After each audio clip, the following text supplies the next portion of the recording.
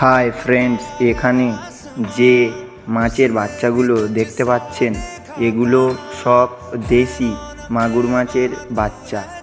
এই বাচ্চাগুলোর বয়স মাত্র 5 দিন।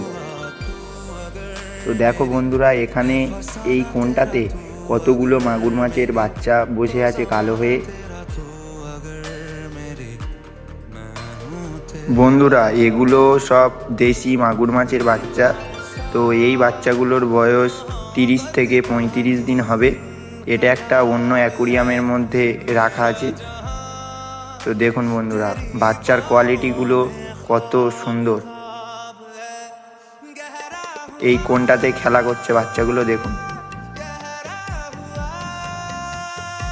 এই অ্যাকুরিয়ামের মধ্যে যে বাচ্চাগুলো দেখতে পাচ্ছ সেগুলো সব দেশি শিঙি মাছের বাচ্চা।